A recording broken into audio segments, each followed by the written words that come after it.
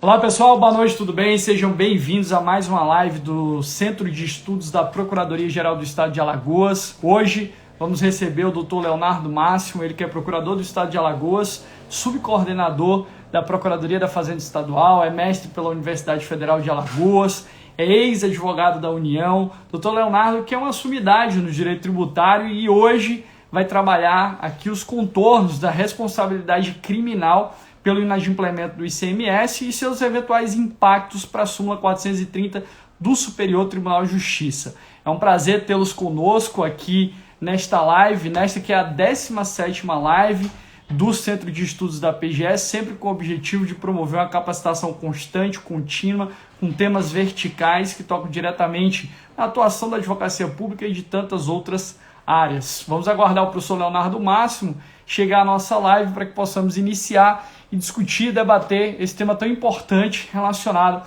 à responsabilidade penal pelo inadimplemento de eventuais débitos relacionados ao ICMS.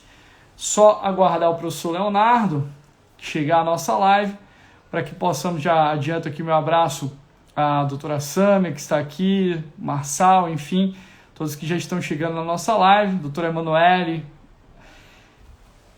e acredito que o doutor Leonardo Máximo já solicitou a participação. Vamos lá para que possamos começar.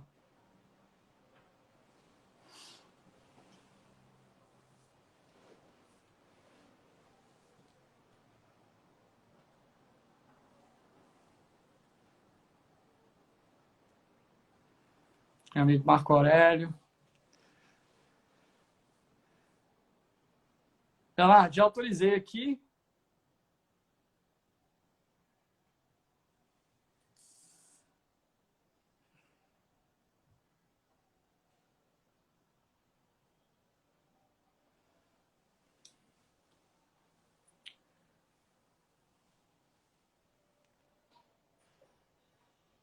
Abraço, meu amigo. Deixa eu mais uma vez.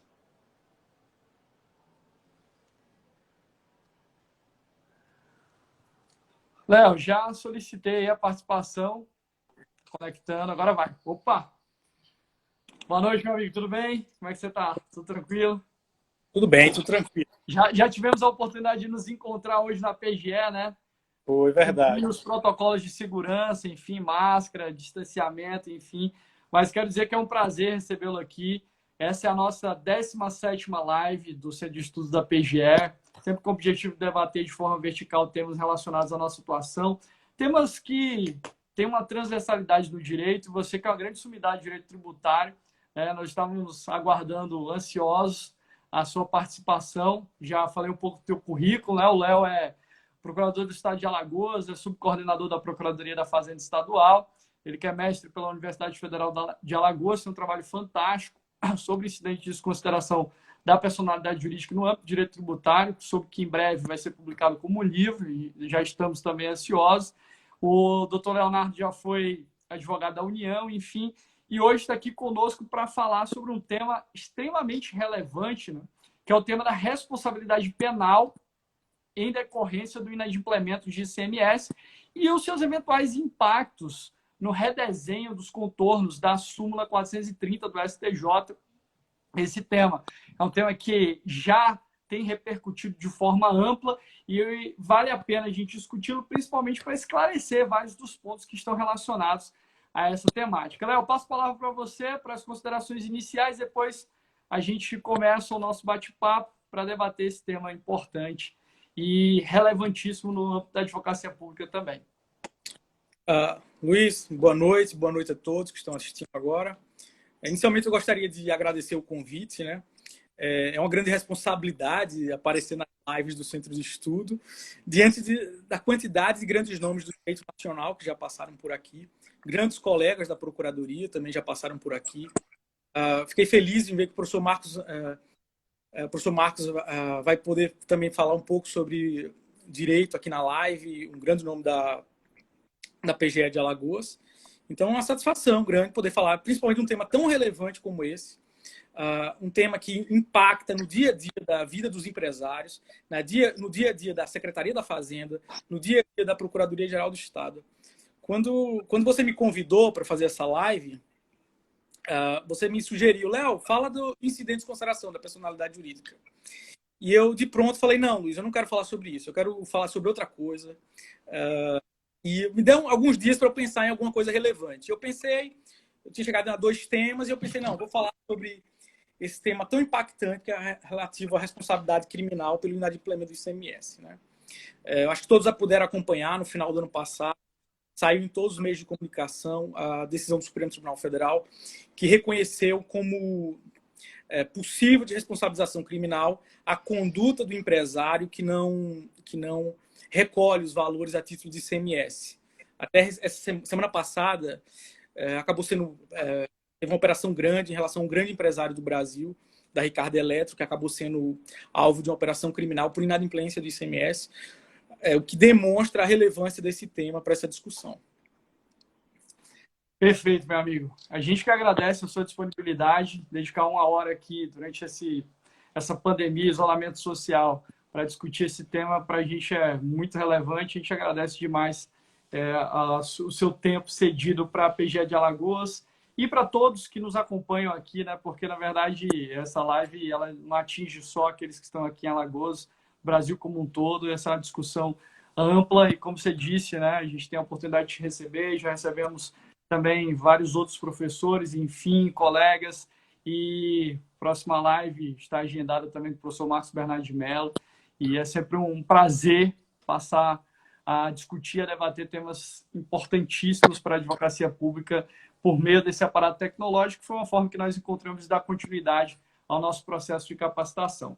Mas vamos lá falar do nosso tema, Léo. E um dos pontos que eu quero já introduzir contigo, você bem destacou, que no final do ano passado, mais especificamente em dezembro de 2019, o STF consolidou a tese relacionada à possibilidade de responsabilização criminal penal daquele que deixa de recolher, né, o ICMS, que devidamente estava estabelecido para as operações específicas, enfim, adequadamente escriturado. E, na verdade, o entendimento do STF não foi um entendimento que surpreendeu, né, principalmente aqueles, né, que atuam diretamente na área tributária, porque o próprio STJ já havia decidido dessa forma, né, uma mudança de entendimento de certa maneira, ratificando a possibilidade de responsabilização criminal, com base na Lei 8.137, artigo 2º, enfim, por apropriação indébita tributária. Eu queria que você promovesse aí uma explanação geral para situar o pessoal no nosso tema, explicando os contornos, inclusive, dessas decisões e fazendo uma leitura já também, de certa forma, da súmula 430 do STJ e o que deu ensejo à edição dessa súmula, tá? Para a gente situar todo mundo no tema, porque esse é um tema importante. E eu tenho percebido, principalmente quando há uma veiculação de notícias acerca desse tema, que essas notícias que são veiculadas, elas, de certa forma, não compreendem bem ou deturpam, em alguma medida, o que foi decidido pelo STF e pelo STJ nessa matéria. Então, eu passo a palavra para você para situar todo mundo, para discutir um pouquinho da súmula 430, para depois a gente entrar, né, nos acordos que foram referenciados aqui, tanto do STJ como do STF nessa matéria. Pois bem, como eu disse, esse foi um julgamento criminal do STF que acompanhou o julgado do STJ. E a gente tem que pensar, será que isso tem efeito para o direito tributário? Embora sejam essas decisões do Supremo do STJ sejam relacionadas à matéria penal, principalmente, essa é uma matéria que está umbilicalmente ligada ao direito tributário. Né? E envolve entendermos o que consta da 430 do STJ. O que é que diz a súmula 430 do STJ? A súmula 430 do STJ, ela estabelece que o mero inadimplemento da obrigação tributária pela sociedade empresária não gera, por si só, a responsabilidade do seu sócio administrador. Essa é uma súmula que foi construída já tem um bom tempo. Ela é uma súmula que é pacificamente aceita pelo STJ até os dias atuais. Ela é fartamente, amplamente aplicada pelos tribunais de justiça, pelos tribunais regionais federais, sem qualquer... É importante destacar que esse não foi o entendimento único do STJ sobre o tema. O STJ, por muito tempo, ele entendeu o seguinte, olha, o mero inadimplemento gera, sim, responsabilidade tributária do sócio empresário, do administrador. Tem julgados disso, por exemplo, na década de 90. Existem julgados quanto a isso. Eles entendiam que o artigo 135, inciso 3 do CTN, ao prever que são pessoalmente responsáveis o sócio empresário, ou o administrador da pessoa jurídica, pelo cometimento de ilicitudes, isso por si só, o não pagamento do tributo seria uma ilicitude a justificar a responsabilidade do sócio. Só que esse entendimento ele evoluiu. O STJ passou posteriormente a entender, não, o mero inadimplemento ele não gera a responsabilidade do sócio. E por quê? São duas razões principais. A primeira razão principal que o STJ adotou essa linha foi pelo seguinte aspecto. Baseado em boa doutrina. O Sacha Calmon, o Aleomar Baleiro defendem isso. O seguinte aspecto. Quando o artigo 135 do CTN estabelece que o cometimento de ilícitos na administração da sociedade permitem a responsabilização do administrador, esse ilícito não é uma violação a uma lei tributária. Esse é um ilícito que deve decorrer de violações de leis extratributárias. Uma lei empresarial, de direito civil. Isso é que geraria o ilícito a justificar a responsabilidade do sócio. Outro aspecto que foi levado em consideração pelo STJ para a construção da súmula 430 é o reconhecimento da importância da autonomia patrimonial da pessoa jurídica em relação aos seus sócios. Né? O STJ entendeu, olha, seria muito gravoso nós desestimularíamos a atividade empresarial se considerasse que qualquer inadimplemento resultaria no dever do empresário administrador de arcar com os custos desse tributo. Então, o STJ, com base nisso, construiu a súmula 430. Uma súmula, como eu disse, que tem sido aplicada fartamente. Só que, hoje em dia, a gente pergunta, será que essa súmula continua tendo o mesmo alcance que ela tem até os dias de hoje? Ou será que permite-se repensar o que está escrito e disposto nessa súmula? Essa é uma questão interessante. Quando eu escolhi esse tema é um tema muito legal, porque ele trabalha profundamente com processo civil, direito penal e direito tributário. Por que essa leitura ampla de tudo isso? Para a gente analisar essa questão, a gente não pode ignorar o que consta do artigo 926 do Código de Processo Civil. Acho que essa é uma questão inicial para a gente entender as possíveis consequências desses julgamentos na esfera da súmula 430. O que é que diz o artigo 926 do CPC? O artigo 926 estabelece que os tribunais devem uniformizar sua jurisprudência, ou seja, deve-se evitar uma jurisprudência vacilante sobre temas idênticos, mantendo-a estável, íntegra e coerente. Estabilidade é porque a jurisprudência não deve estar mudando ao bel prazer, ao sabor do vento. Né? Então, a estabilidade necessita que as decisões sejam mantidas, sigam padrões decisórios. Só que o Código foi além. Ele estabeleceu a necessidade de integridade e coerência da jurisprudência. Né? Quando a gente pensa uniformidade, estabilidade, coerência, são conceitos que são fáceis de apreender. A pessoa, naturalmente, ela desperta para o que significam essas expressões. Mas o que significa integridade? Esse é um conceito fundamental para a gente entender a discussão do dia de hoje. A integridade, ela foi inspirada nas lições do filósofo americano, jurista americano, Ronald Dworkin. Né? Ronald Dworkin tem uma obra jurídica densa, complexa, e que não é amplamente aceita, porque ele tem uma teoria muito controvertida a respeito da resposta correta, da existência de uma única resposta correta para os casos postos em julgamento, o que não é amplamente aceito. Mas inclusive, um grande conhecedor do Dworkin está aí. Né? O professor Denaci está aí, que fez a nossa primeira live, é um grande conhecedor do Dworkin. Mas o Dworkin, ele faz um paralelo sobre a interpretação do direito com a construção de uma obra literária que ajuda sobremaneira a entender toda essa questão. Que paralelo é esse que é o sentido de integridade inspirado de Ronald Dworkin? O que significa integridade em Ronald Dworkin? Ronald Dworkin faz um paralelo entre a interpretação do direito e a construção de um romance em cadeia. Luiz, você já leu um romance em cadeia? Eu nunca li um romance em cadeia. Mas é interessante essa história do romance em cadeia. O que é o romance em cadeia? É um livro que possui vários autores. Né? Cada autor será responsável para escrever um capítulo desse livro, né? O que é interessante disso é que o livro precisa ter sentido, precisa ter lógica o livro. Então, o autor do segundo capítulo necessariamente deve seguir coerentemente com o que foi escrito pelo autor do primeiro capítulo. E assim sucessivamente.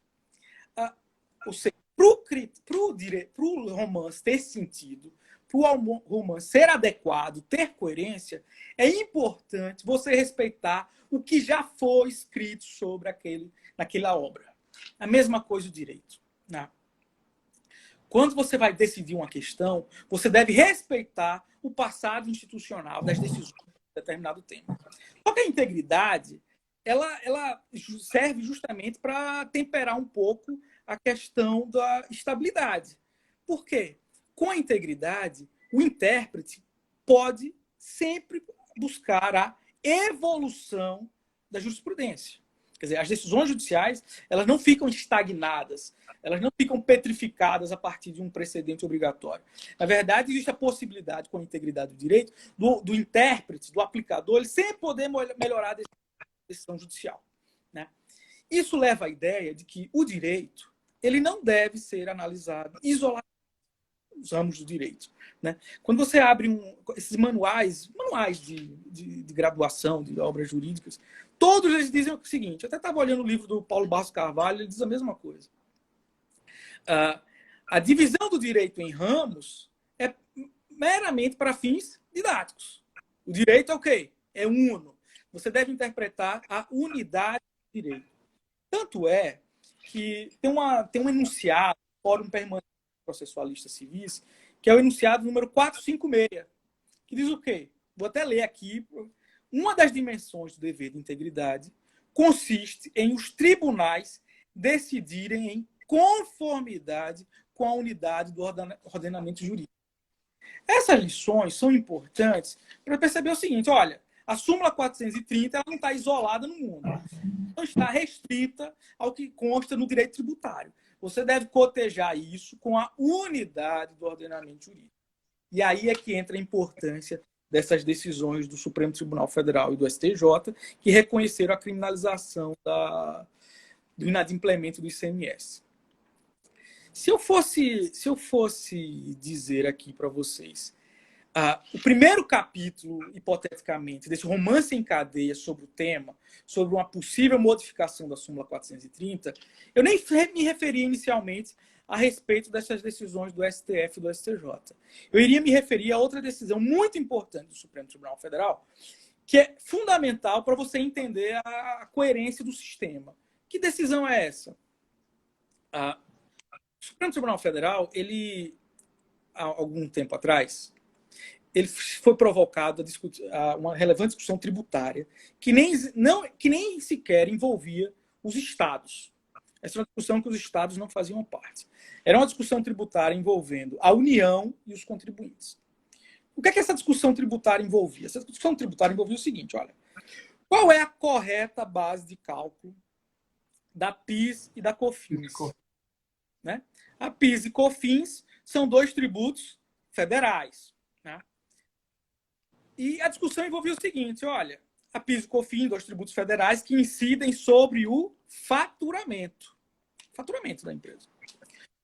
A União, tradicionalmente, sempre cobrou a PIS e COFINS, levando em consideração o ICMS como faturamento da empresa, do negócio. O que é que os contribuintes diziam? Olha, não tem sentido a Receita Federal considerar o valor que a gente embute na nota fiscal a título de ICMS como faturamento da empresa. A empresa ela não fatura ICMS. A empresa arrecada o ICMS, embute esse preço na sua nota fiscal e tem o dever de repassar esse valor para os estados. Né? Ou seja, os contribuintes sempre disseram, o que a gente arrecada a título de ICMS, o que a gente empurra no preço do produto a título de ICMS, não é faturamento da pessoa jurídica. Esse é um valor que pertence ao Estado. Por isso que a PIS e COFINS não podem ter como base de cálculo o valor que se arrecada a título de ICMS. Ele é aportado transitoriamente para o caixa de uma sociedade empresária, né? Porque pertence, de fato, ao Estado. Exatamente. Até na discussão, Luiz, tem nesse julgado do Supremo Tribunal Federal, e eu digo, mais uma vez, é uma tese dos contribuintes. Foram os contribuintes que levantaram essa tese. Eles dizem o seguinte, vão mais, até através do Roque Carrasa, que defendia isso. Representava os contribuintes nesse processo. Eles diziam o seguinte, olha, o que entra na receita, na contabilidade da pessoa jurídica, a título de ICMS, nesses casos, não consiste em receita da empresa. Se assemelha muito a uma questão própria do direito financeiro, que é a diferença entre receita e ingresso. Qual a diferença de receita e ingresso?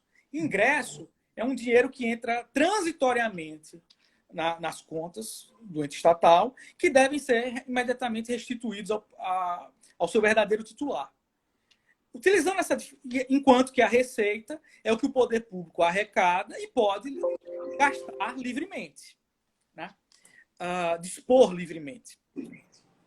O Roque Carrasa fez essa alusão, olha, o que se arrecada a título de ICMS, se embute na nota fiscal a título de ICMS, não é receita. Isso é um ingresso na contabilidade. Como é um ingresso que a gente tem que devolver? E isso pertence ao Estado. Então, não pode ser base de cálculo. E o Supremo acatou esse argumento. Falou, olha, é inconcebível considerarmos que o valor arrecadado a título de... o valor repassado pelo empresário, o contribuinte de direito, para o contribuinte de fato, no caso o consumidor, isso não pode realmente ser considerado faturamento da pessoa jurídica. Seria um contrassenso. A pessoa jurídica fatura ICMS? Não. O valor arrecadado pertence, em verdade, ao Estado. Tem que ser repassado ao Estado. Por essa razão... Só para trazer o número do acordo para o pessoal, é o RS 574706. Tese de repercussão geral, o Supremo fixou a tese de que o ICMS não integrava a base de cálculo de PIS/COFINS. É o 574706. Eu vou até colocar aqui, para o pessoal que tiver interesse. Esse é um julgado importante. Então, eu brinco, esse é o primeiro capítulo do romance em cadeia dessa questão, né? Olha, o Supremo disse que o ICMS não constitui faturamento da pessoa jurídica, certo? Esse valor, por pertencer ao Estado, deve ser repassado imediatamente ao Estado. Por essa razão, não integra a base de cálculo da PIS e da COFINS, certo? Pois bem, isso já é um grande avanço, uma grande mudança de interpretação do Supremo, né? Uma grande vitória dos contribuintes, uma grande perda para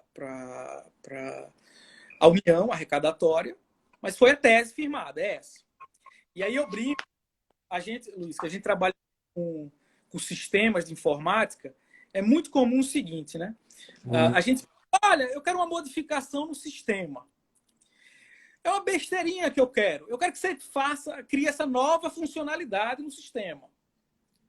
Aí o programador diz, eu vou fazer essa funcionalidade. É um programador despreparado, vai lá e acrescenta essa nova funcionalidade no sistema.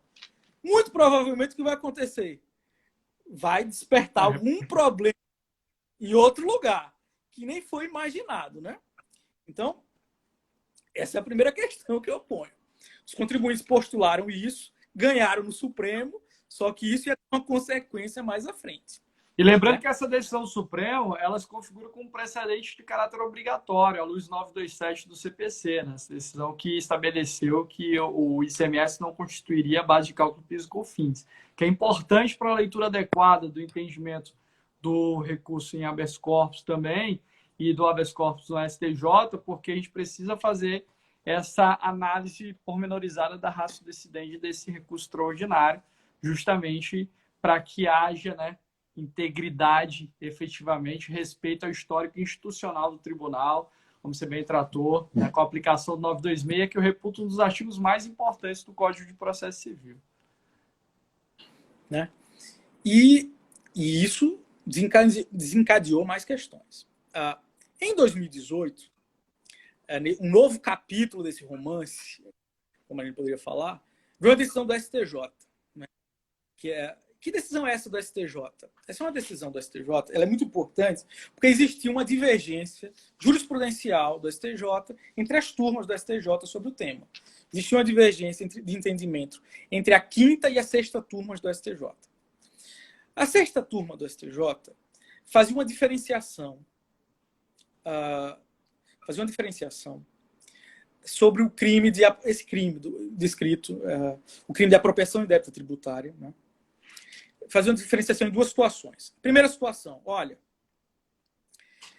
é possível que a imputação tributária, a sujeição passiva tributária é de duas ordens. Existe a figura do contribuinte e existe a figura do responsável tributário. Né?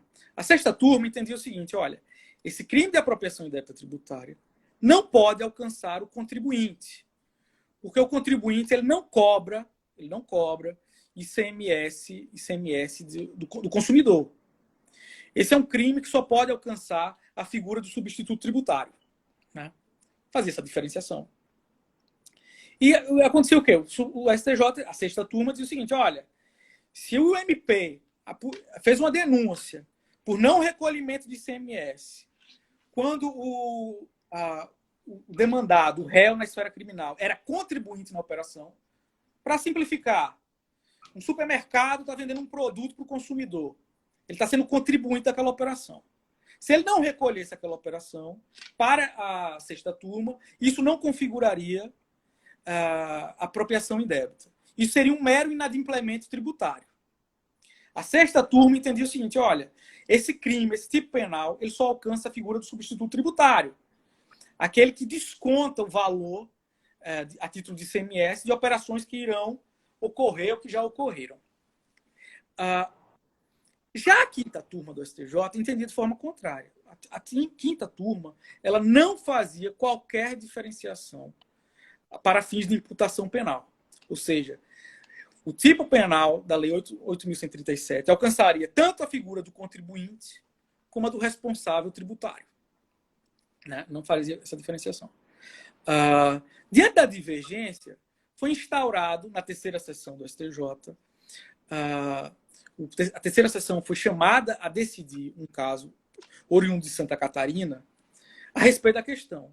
Qual era a situação lá do caso de Santa Catarina? O caso envolvia o seguinte: os contribuintes, quer dizer, dono de um determinado estabelecimento, realizou uma operação de venda para o consumidor. E nessa operação de venda seria devido ao ICMS. Ele declarou essa operação para o fisco. Ele não escondeu essa operação do fisco, não. Ele disse, olha, eu fiz essa operação. E por alguma razão, ele acabou não recolhendo o pagamento, não pagou o ICMS. Apesar de ter cobrado o ICMS do consumidor, o consumidor ter pago o valor do produto, incluindo o valor do ICMS, o empresário não repassou esse valor não repassou o valor para o fisco estadual do estado de Santa Catarina. E ele diz o seguinte, olha, primeiro, o tipo penal ele não alcança a figura do contribuinte, só a figura do responsável tributário. Segundo, eu não fiz uma conduta escondida do fisco, não. Eu declarei a operação, então isso não é crime, isso é um mero inadimplemento. A terceira sessão do STJ, analisando essa questão, ele diz o seguinte, olha, a primeira questão que a gente leva em consideração é o crime intitulado apropriação indébita tributária, se nós fizermos um paralelo com a apropriação indébita constante do Código Penal, vamos perceber o seguinte, o tipo penal não exige a figura da fraude. Ou seja, você não precisa ludibriar o fisco quanto à ocorrência da operação. Uma operação que pode ocorrer às vistas do fisco. A questão relevante é, você cobrou do contribuinte a título de ICMS e não repassou para o fisco, em tese, configura o crime, o tipo penal descrito na Lei 8.137. Né? Então, ele já afasta essa questão. Segundo ponto, esse tipo penal, ele não exige um dolo específico. É o dolo genérico. É a consciência, é a vontade consciente de não repassar os valores para o fisco. Né? Eu me lembro, quando eu estudava direito penal, que existia O tipo exige um elemento subjetivo especial do injusto, era uma finalidade específica do contribuinte, ou do réu para cometer um crime. Não. O crime de apropriação indébita não existe essa finalidade específica. É o dolo, a vontade consciente e deliberada de não pagar, não recolher o valor a título de ICMS. O STJ rechaçou essa questão. E o terceiro ponto. A terceira seção diz o seguinte, olha, é irrelevante o fato de ser contribuinte ou responsável. O tipo penal não faz essa diferenciação.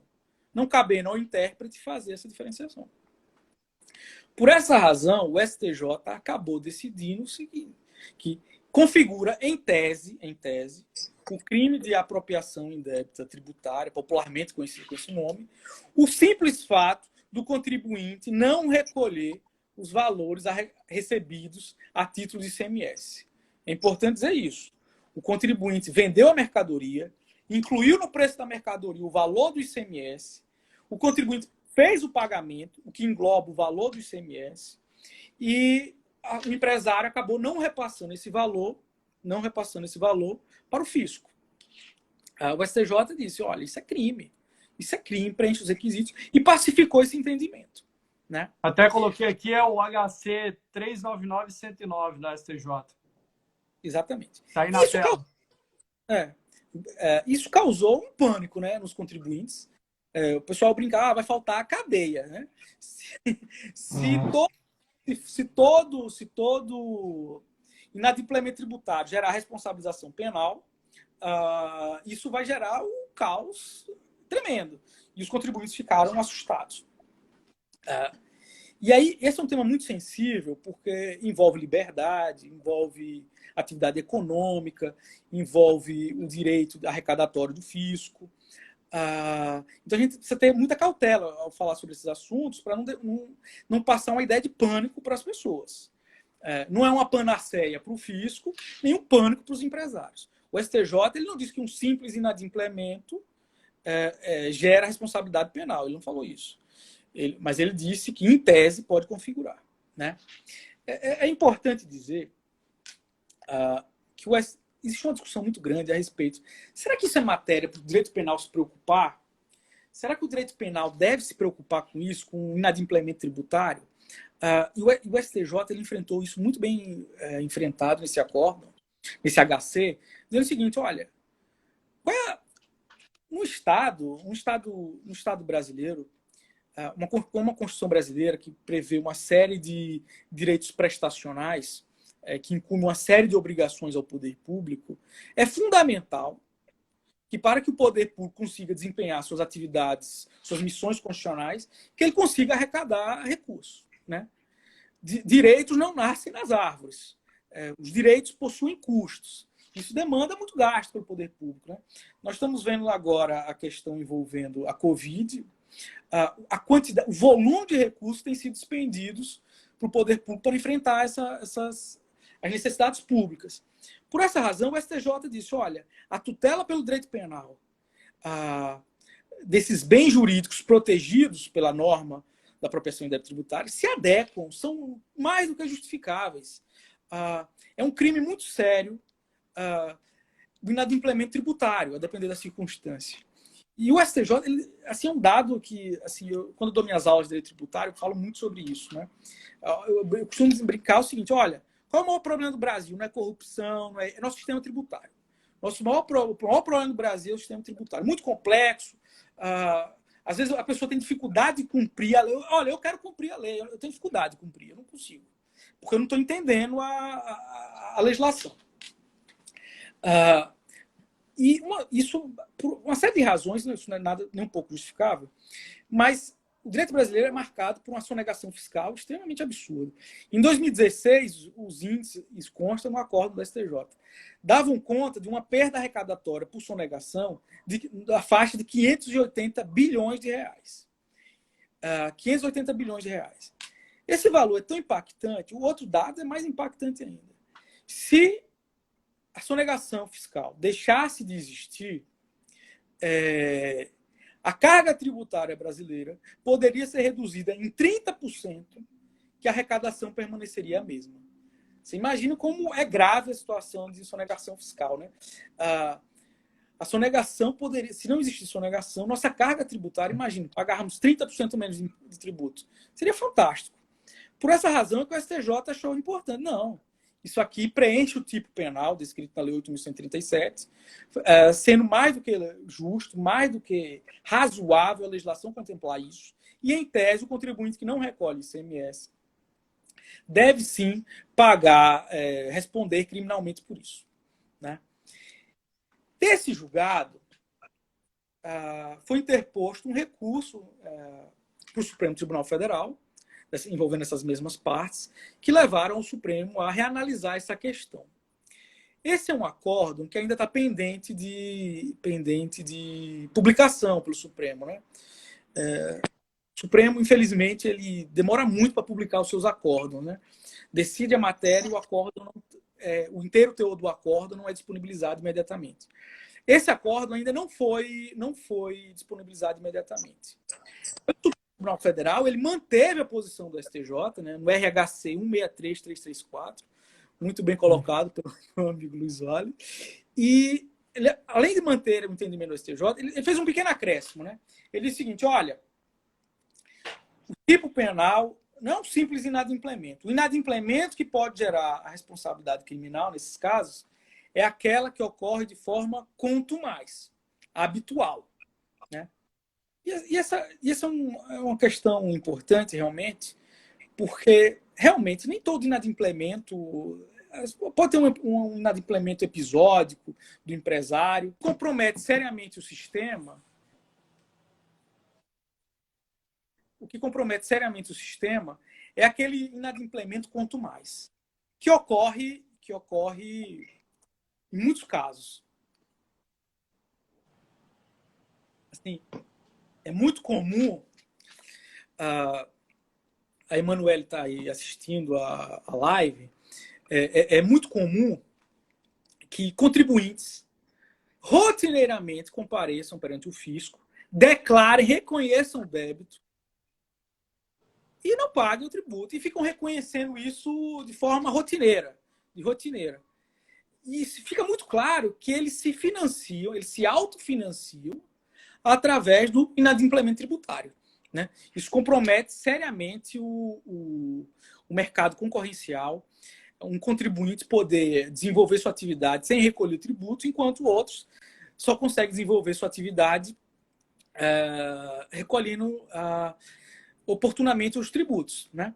Então, isso fica até claro no voto, né, destacado lá pelo Supremo, que, de fato, esse financiamento da própria atividade com recursos alheios, ele é comum, e não só comum, como você falou, ele fere a livre concorrência, porque a partir do momento que eu estou me valendo, é um financiamento público da atividade privada, porque o sujeito, a sociedade empresária, deixa de pagar o tributo, deixa de transferir o tributo para o poder público, que é o seu titular, e utiliza esses recursos para pagamento de folha, para investimentos, enfim, quando, na verdade, esse recurso, ela está se apropriando devidamente desses recursos e seria aí uma espécie de financiamento público da atividade privada e, como você bem ressaltou, fere a livre concorrência, porque existem sociedades empresárias, enfim, e aqueles que atuam na ordem econômica que vão adimplir adequadamente seus tributos e, consequentemente, não tem esse financiamento, de certa forma, público de suas atividades, o que é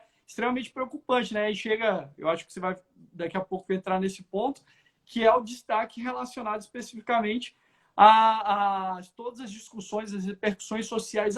Mas a gente vai ter agora, a gente vai se valer do direito penal, que em tese seria a última rácio para penalizar o contribuinte. Não, na verdade, a gente está tutelando, inclusive, o Estado, a ordem econômica, a ordem tributária, justamente porque o não repasse desses recursos prejudica sobremaneira a implementação de políticas públicas, enfim. E a gente não deve deixar, né, de promover essa tutela adequada por via, inclusive, da Lei 8137, da apropriação indébita tributária, que é um ponto que a gente tem que trazer para discussão, porque eu vi alguns textos, inclusive, Léo, depois que foi prolatada a decisão do Supremo, enfim, depois da manifestação do STJ, e alguns autores falando, mas isso, de certa forma, principalmente diante do cenário de pandemia, prejudica, gera uma crise econômica, mas veja, aquele valor, como defenderam os contribuintes, ele não integra né, a receita efetiva do próprio da sociedade empresária ou do contribuinte. Não integra. Ali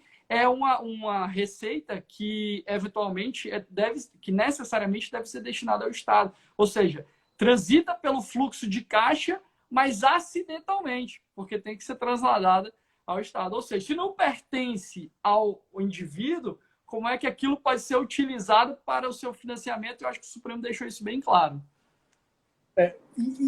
Isso é... Empresário, e isso, se eu pudesse dar um conselho ao empresário, realmente eu diria o seguinte: não misture esse dinheiro, né? O dinheiro que foi, a rúbrica, o valor que foi incutido na nota fiscal a título de ICMS, ele precisa necessariamente ser destacado das suas contas para ser repassado ao poder público. Esse é um conselho que eu daria. Se você olhar os precedentes, as decisões do STJ, os casos concretos que chegaram no STJ de responsabilização criminal, por exemplo, o TJ de Santa Catarina é bastante rígido quanto a esse tema, né? Não são milhões, não são vários inadimplementos que estão gerando a responsabilidade tributária. Não, o tribunal ele tem reconhecido a responsabilidade tributária em poucas competências. Olha, 3, 4 casos já configura a responsabilidade criminal.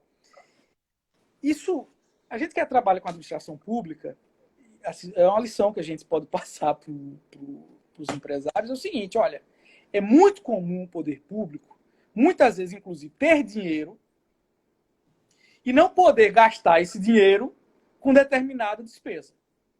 Ou seja, existe uma rubro, um dinheiro que é necessariamente vinculado a determinado tipo de despesa, né? O administrador ele não tem plena liberdade para usar aquele valor. Ele só pode gastar para aquela finalidade específica. A mesma coisa o valor arrecadado do ICMS. Quer dizer, o empresário ao incutir esse preço na mercadoria e arrecadar esse valor por parte do consumidor, ele deve necessariamente destacar isso da sua receita, não incluir na sua conta única, liberar para disponibilizar esse poder público. Essa confusão arrecadatória pode comprometer seriamente, criando problemas sérios ao contribuinte, né? Ô, Léo, depois queria que você falasse, se fosse possível, da interlocução, do estreitamento de laços entre a advocacia pública e o Ministério Público para promoção dessas investigações, enfim, principalmente com o objetivo de guarnecer a ordem tributária. Essa é uma questão importante, né? A ligação da própria Cefaz, da Procuradoria com o Ministério Público, principalmente para conseguir identificar aqueles casos mais graves, mais repetitivos, oportunizando uma atuação do Ministério Público, né? A atuação da Procuradoria chega a um determinado ponto, a atuação da Cefaz chega também a um determinado ponto, que chega a um ponto que a gente não consegue passar. E esse é o papel do Ministério Público, né? Então é importante essa troca de informações, esse fornecimento de subsídios pelos órgãos da Cefaz, da Procuradoria, para que o Ministério Público consiga atuar de uma maneira eficiente e em relação aos principais casos, né? A gente não pode, isso é um fato, a gente não pode tornar como regra essa responsabilização penal, até porque inviabilizaria o trabalho do Ministério Público, inviabilizaria o trabalho da Cefaz, inviabilizaria o trabalho da Procuradoria-Geral do Estado. Então, tem que ter uma devida cautela na seleção desses casos, casos de maior impacto, mais repetitivos, pessoas que agem claramente de má fé, que adotam essa prática de não pagar o tributo como financiamento da sua atividade. Isso precisa ser cada vez mais essa ligação Cefaz, MP, PGE aperfeiçoada, né? Aqui em Alagoas, aproveito até para mandar um abraço ao nosso amigo Ricardo Schneider, que esteve com a gente recentemente em uma live falando sobre o Tribunal de Contas, né? Ele que é membro do MP de Contas, mestre, doutor, enfim, um grande professor. Um abraço aí para ele.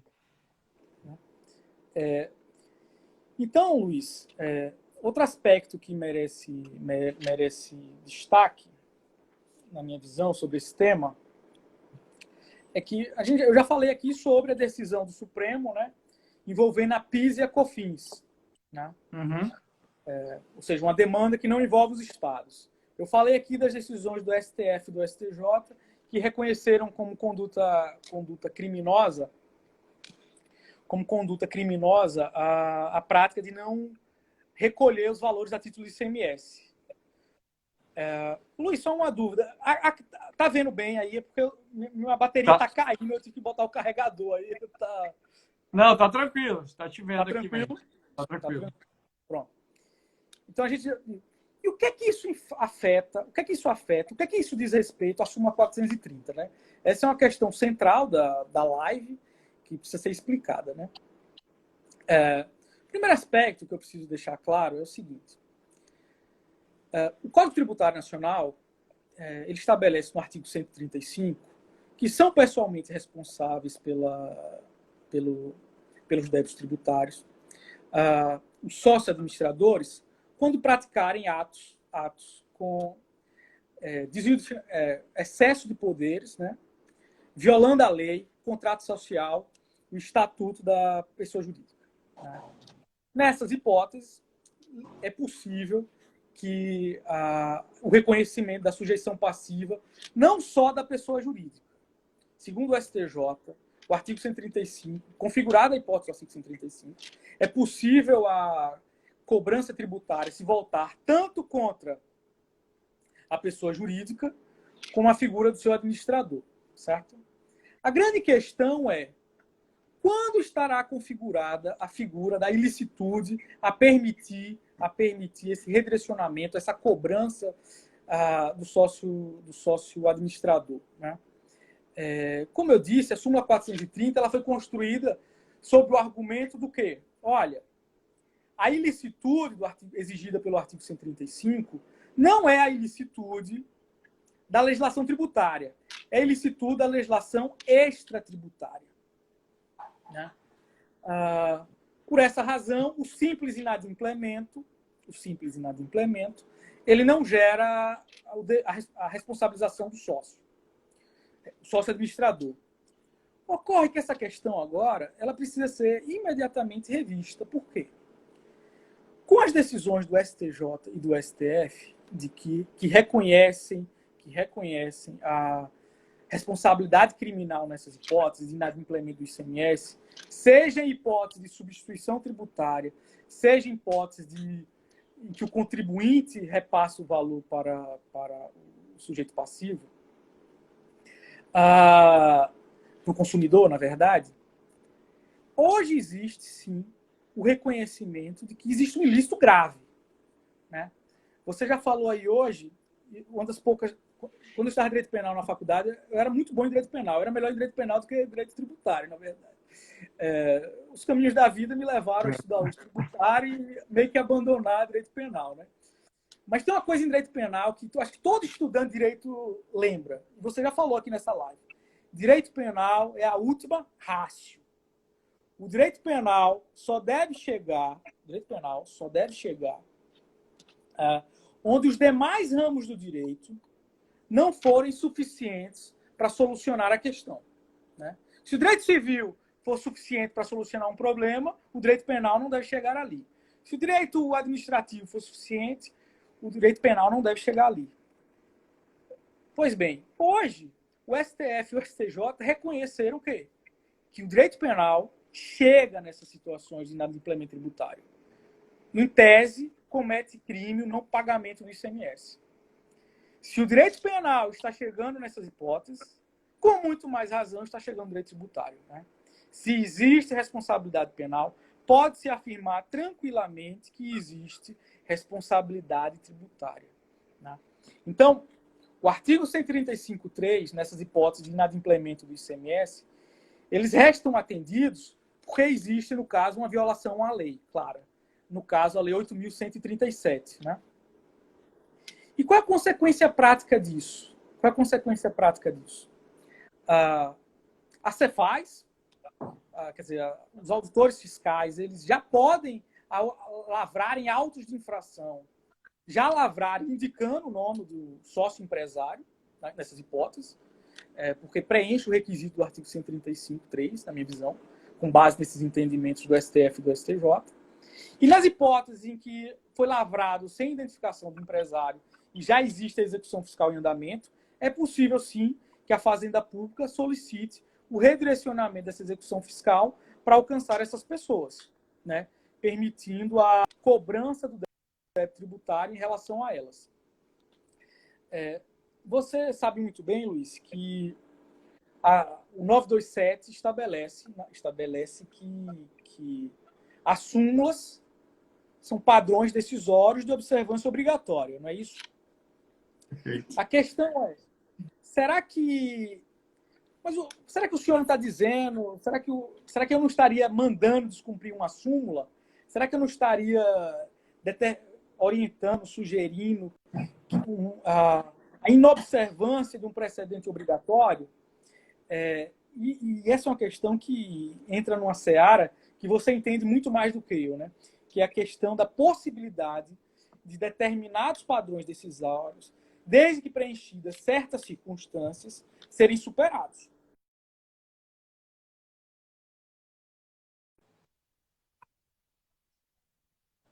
A legitimar a superação Cléo, do cortou um precedente. pouquinho. Se você puder voltar, cortou um pouquinho. Pronto. Isso. O que eu quero dizer é o seguinte. A súmula 430 é um precedente obrigatório, não é isso? Nesse sentido, será que minha orientação de que é possível a cobrança, reconhecer a responsabilidade tributária nesses casos, eu não estaria orientando de forma inadvertida uma decisão que deve ser seguida pelos órgãos e tribunais? Você conhece muito mais do que eu que existem determinadas situações em que o precedente ele pode ser superado, não é isso? Uma das circunstâncias Perfeito. que permitem a superação de um precedente é justamente quando existe a chamada perda da sua consistência sistêmica, né? Você vislumbra a súmula 430 diante dos atuais entendimentos do STF e do STJ, tanto na questão envolvendo a PIS e a COFINS, como a questão da esfera criminal dessas matérias, você consegue dizer tranquilamente que a consistência sistêmica dessa súmula 430, ela não existe mais, né?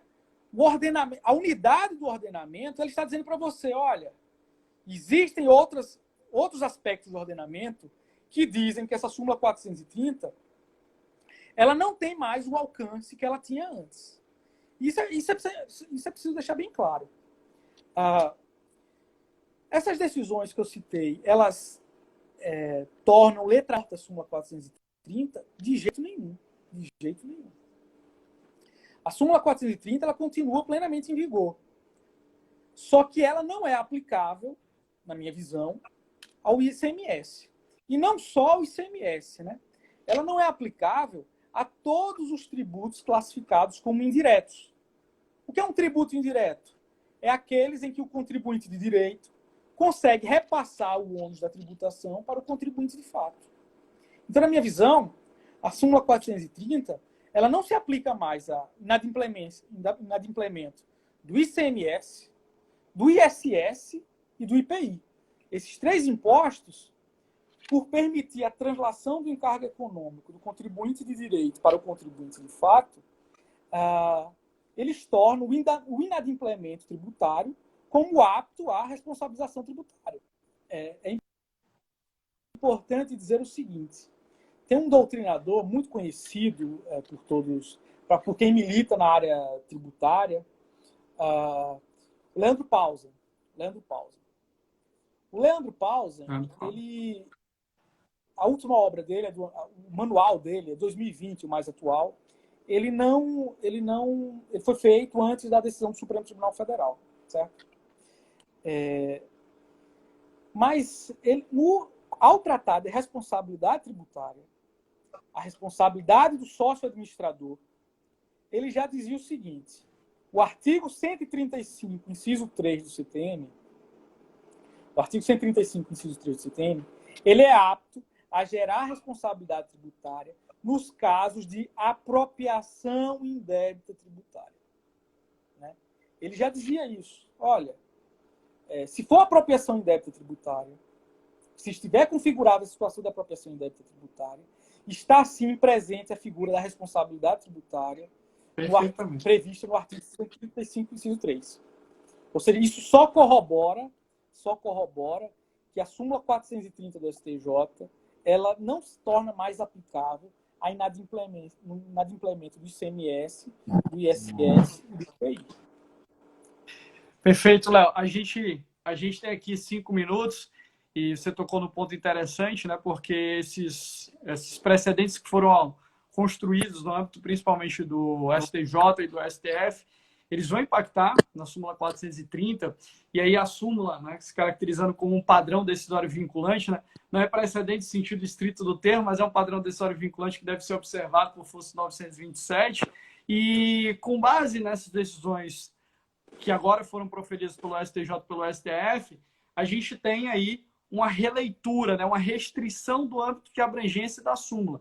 De certa forma, isso poderia ser casado com a ideia de revogação parcial de um precedente judicial, que a gente chama de overturn, né? Através de um overread, uma reescrita do precedente judicial, restringindo seu âmbito de abrangência. Aqui eu falo dos precedentes que deram origem à edição da súmula, né? E, consequentemente, um redesenho, né, ou a restrição do âmbito de abrangência da súmula. Eu concordo plenamente com você, acho que isso fica muito claro da leitura dos acordos, das decisões, que a gente não pode olvidar essa situação específica relacionada com os crimes de apropriação em débito tributário, que ensejam, sim, e necessariamente a aplicabilidade do artigo 135, a responsabilidade dos eventuais agentes que estejam vinculados à pessoa jurídica e que praticaram ato com infração legal.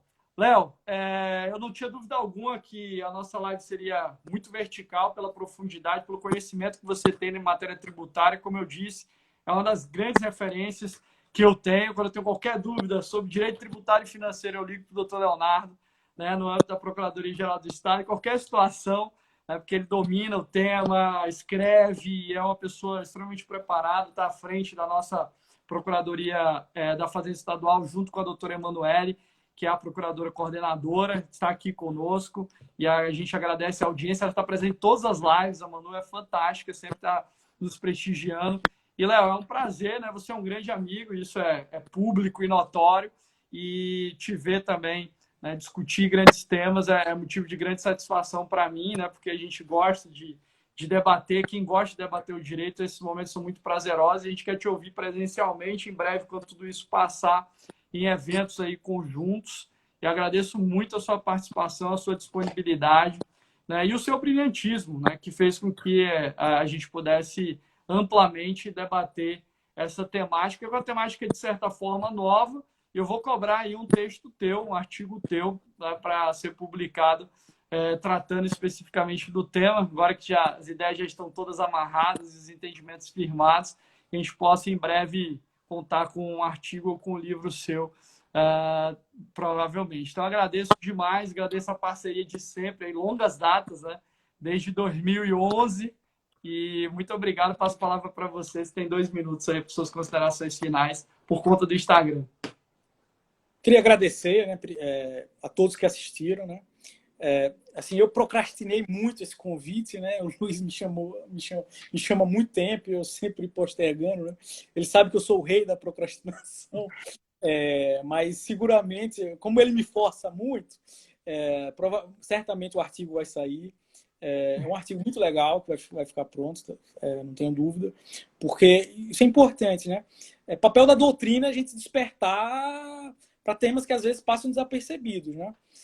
Esse é um tema que talvez ainda passe desapercebido, mas que é importante ser levantado, né?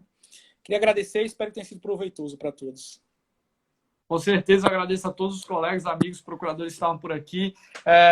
Foi muita gente que passou por aqui, mas viu o Obadias, a Manu e tantos outros que estiveram conosco nessa segunda-feira à noite, né? Momento de live, deixo aqui registrado que a live ficará salva no perfil da PGE, nosso IGTV, como todas as outras. E a gente se vê em breve, a próxima live agora com o professor Marcos Bernardo de Mello. Já temos outras lives agendadas também. O professor Daniel Mitigiero está lá com a gente, estará conosco, discutindo a temática dos precedentes judiciais, por exemplo. E é sempre um prazer estar com todos vocês. Léo, mais uma vez, obrigado. Quero ler um artigo e com certeza vai ajudar muito na nossa atuação enquanto advogados públicos, e todos os advogados públicos provavelmente lerão e terão a satisfação de citar o teu trabalho. Obrigado mesmo, um abraço para todos. Vi que a tua esposa estava aí também prestigiando. Um grande abraço para a Cláudia também. E até mais, um abraço para todos. Boa semana para todo mundo. Saúde para você, Léo, para todo mundo aí. Um abraço. Abraço.